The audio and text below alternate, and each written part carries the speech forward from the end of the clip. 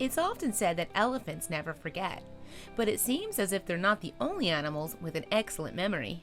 Yes, when a baby moose found herself orphaned, one man took it upon himself to nurse her back to health, and now that she's grown up, the animal repays his kindness in the most amazing way. It all began when Erikas Plucas returned to his home in Lithuania one day to discover that he had an unusual visitor. There, just outside the gates to his house, was a tiny baby moose. Plucas suspected that she was only a couple of weeks old. But although the moose was clearly very young, her mother was nowhere to be seen.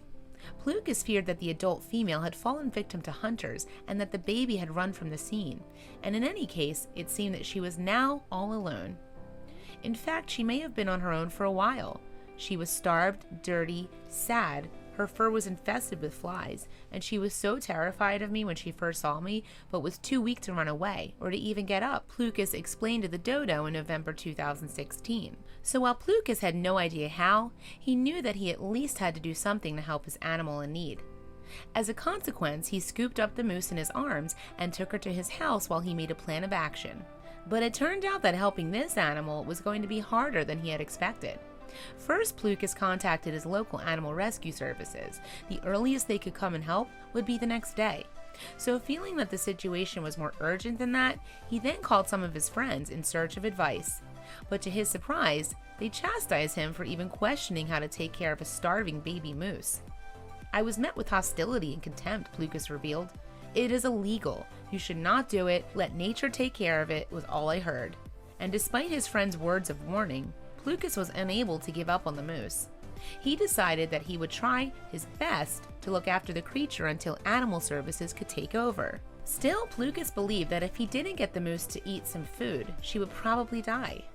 So in a desperate attempt, he went outside and gathered every single leaf that he could lay his hands on. He also gave her some milk to drink before proper care could arrive. However, when animal services did arrive, they delivered some bad news. There was nothing they could do for the moose. Since here in Lithuania, we do not have a special institution who would take care of a wild orphan animal, they call local hunters and ask if they can take her. Realizing that handling the animal over to a pack of hunters would likely result in her death, Plucas didn't feel comfortable with that solution, so he decided instead that there was only one thing for it. "I insisted I should keep the baby," and they agreed. As a result, Plucas threw himself into learning just how to look after the animal that he went on to name Emma. And for him, the first few weeks were a huge learning curve.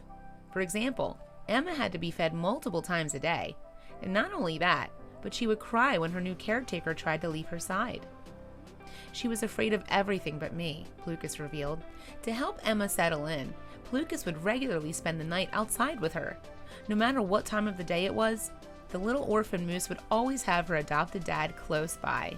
Soon though, thanks to Plucas's love, care, and attention, Emma began to grow and prosper. And it was then that Plucas began to think about perhaps releasing her into the wild. To that end, he would regularly take her out for walks in the forest to try to get her used to more natural surroundings. However, if she was ever to succeed by herself, Emma would need to learn right from wrong. Plucas was left with little choice but to take the place of her mother, and although she was at first scared of the forest, he managed to coax her into the woodland and teach her how to find food and stay safe. As Emma began to find her feet in the forest, she would often venture out into the wild by herself. And after a while, she then decided she was independent enough to live there for good. Incredibly, Plucas had succeeded in his goal of being the best moose mama he could be. Still, although Plucas knew deep down that the forest was the best place for Emma, letting her go was very hard for him. "I remember those first nights that she didn't come home," he said. "Oh, I barely slept, but she grew up and I had to get over it. After all, it was my goal from the very beginning." And it seemed as if the amazing bond was mutual. Although she is now free, Emma still returns to see Plucas each and every day. On any given day, moreover, the pair can be found playing together, enjoying a swim, or simply hanging out. Nevertheless, despite having been raised by a human, Emma is still mistrustful of other people apart from her dad. Plucas has described her as affectionate when she is around him. "To me, she is gentle and loving. She is very careful when we are playing, so she would not hurt me, he said. In order to protect her, Plucas contacted every hunter he knew to ask them to spare Emma. I had some hunters over for them to see her, as not just a nice warm steak with potatoes and vegetables on the table, but as a very intelligent and loving animal.